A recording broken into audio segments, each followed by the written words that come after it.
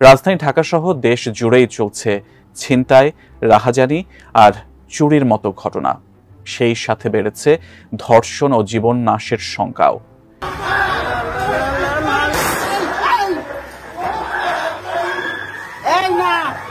অবৈধ সরকার ও দেশ ধ্বংসের মাস্টারমাইন্ড সমন্বয়করা এখন কোথায়? তাদের মদতেই দেশের আজ এই করুণ ও ভয়াবহ পরিস্থিতি। সাম্প্রতিক সময়ে দেশে চুরি ও ছিনতাইয়ের ঘটনা আশঙ্কাজনক হারে বৃদ্ধি পেয়েছে। বিশেষ করে রাতের বেলা সাধারণ মানুষ আতঙ্কে চলাচল করছে। রাজধানীসহ বিভিন্ন এলাকায় একের পর এক ছিনতাইয়ের ঘটনা ঘটছে, যা জনমনে উদ্বেগের সৃষ্টি করেছে। আইনশৃঙ্খলা রক্ষাকারী বাহিনীর তৎপরতা থাকলেও অপরাধীরা নিত্য নতুন কৌশল অবলম্বন করছে। অনেক ভুক্তভোগী অভিযোগ করলেও বিচার না পাওয়ার আশঙ্কায় অনেকেই মুখ খুলতে চাইছেন না। এই পরিস্থিতি নিয়ে উদ্বেগ প্রকাশ করেছেন বিশিষ্ট নাগরিক সমাজ। তারা বলেন, দেশে চুরি ছিনতাইয়ের মাত্রা যেভাবে বাড়ছে তাতে সাধারণ মানুষের নিরাপত্তা হুমকির মুখে পড়েছে।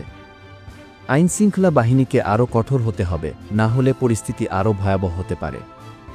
নাগরিকদের নিরাপত্তা নিশ্চিত করতে দ্রুত কার্যকর পদক্ষেপ গ্রহণের আহ্বান জানিয়েছেন তিনি। অপরাধীদের আইনের আওতায় এনে কঠোর শাস্তির ব্যবস্থা নেওয়ার দাবি উঠেছে।